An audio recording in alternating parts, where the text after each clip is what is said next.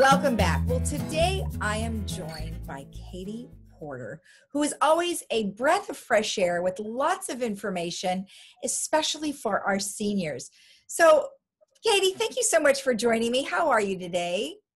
It's great to be back with you in the Laguna Woods community.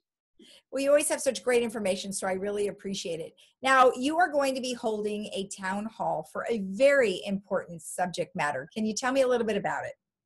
Yes, May 15th is National Senior Fraud Awareness Day.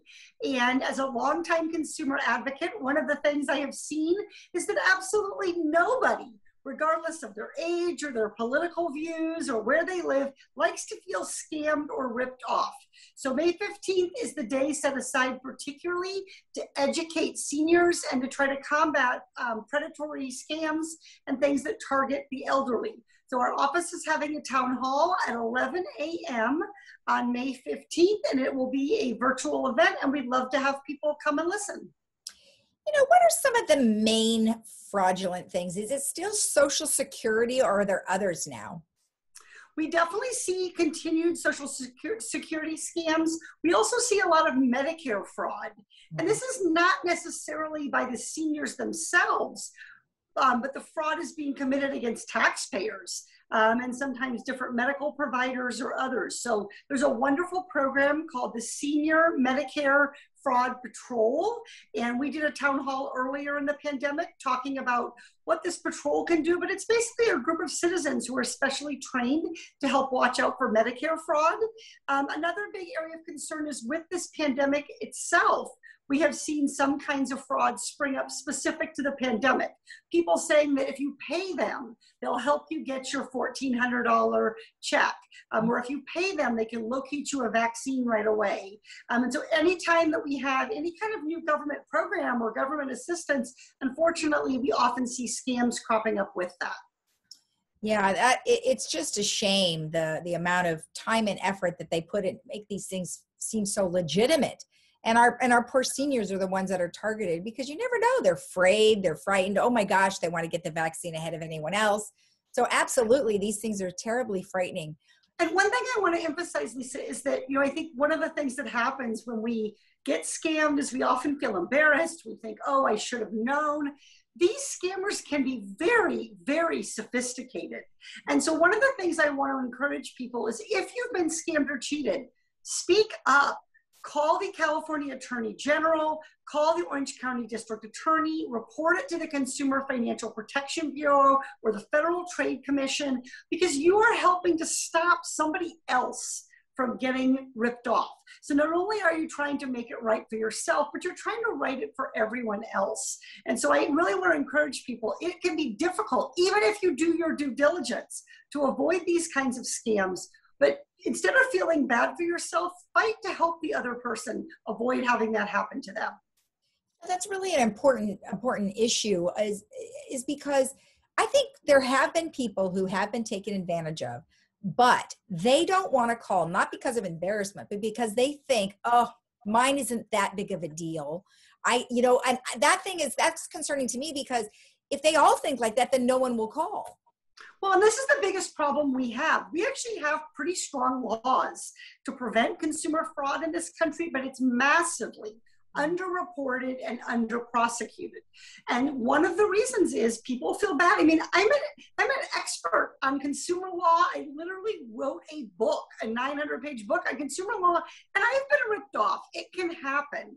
Bad decision-making, pressured sales tactics, lack of information. So I just want to say to everyone, like, if this happens to you, if you think you've been a victim of a fraud, if you're not sure if something's legitimate or not, take the time to investigate it and report it, because you're not only helping yourself, you're helping our whole community. It's part of being a good citizen.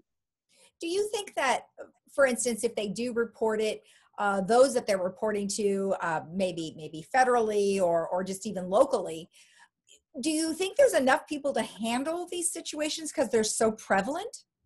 Well, we definitely see that a lot of agencies wait until there are 4 or 5 reports, or 7 or 8 or 10 or 12, because often if it's just one person, they think, well, maybe that person was, confused or didn't understand the situation. That's why it's so important to report, because what we see is When we start to see a couple dozen consumers reporting, then someone begins to investigate and take action.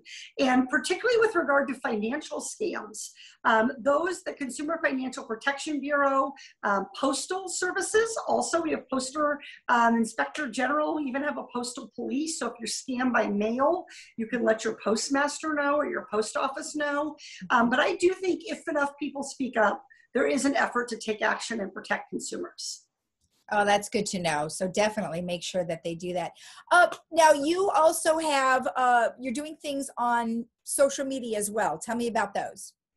Yep, so we've been doing a series of events throughout the pandemic. I really miss in-person town halls. I'm very glad we're starting to see vaccinations go up, and thank you to everyone who's gotten vaccinated. But in the meantime, and throughout the pandemic, we've been doing a lot of virtual events, which can also be nice because they can reach people who maybe can't drive, who are mobility impaired, or who just don't want to leave their house that day. So a couple of them that we've done particularly of interest to seniors, we did a wonderful town hall discussion. You can find it online about food assistance for seniors, talking about what our Meals on Wheels and our Live Well senior services do. And we've seen a spike in people needing help with food during the pandemic. We also did one on Medicare senior fraud I mentioned. And sometimes we have them on just general, where people can ask me about what Congress is working on, what the White House is proposing, and tell me and educate me about problems they're seeing in our community.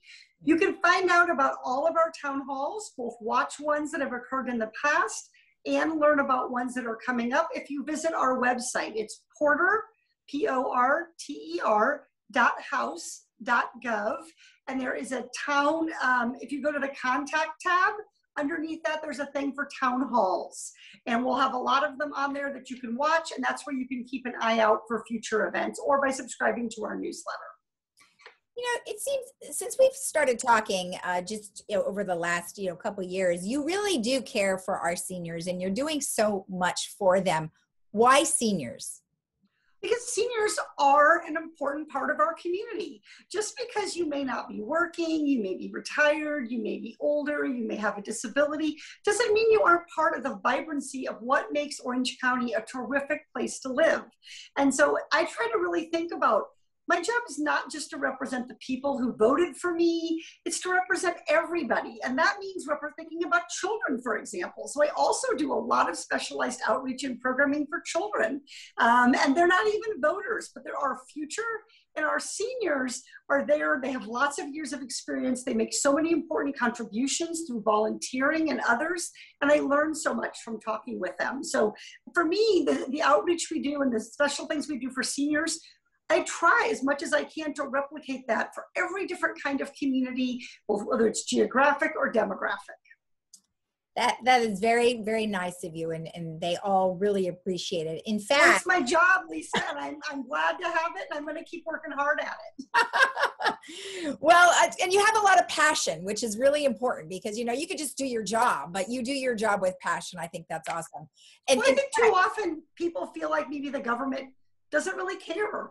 Or isn't really interested. And we really are proud of the way that we've tried to engage constituents and engage our community, but we also know that we have to keep doing it. And the pandemic presented challenges, and we tried to meet those. But I really want to say how thankful I am that people write and call our office, that people attend our town halls, that they meet with me through advocacy groups they're part of, whether it's about the environment or it's about drug pricing. And one of the things I encourage everyone to do is to make sure that they're continuing to keep track of what's happening in Washington, because there are important decisions being made that will affect our community and Orange County.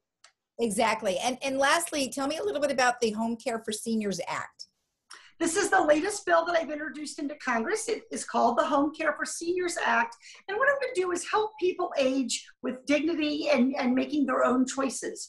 Right now, if you have money left at the end of your working years in a health savings account, you cannot use that money for home care. And that doesn't make any sense. Home care is part of health care.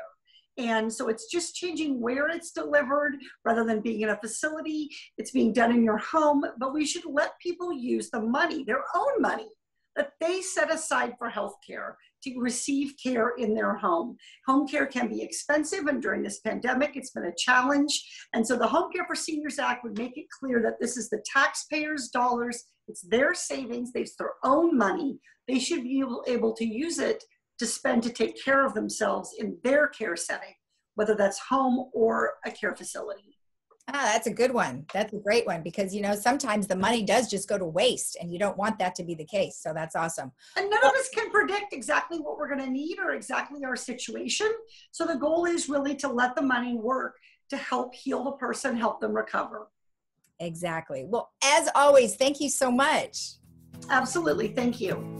You're welcome. And good luck with all your town halls. And we'll be right back after this.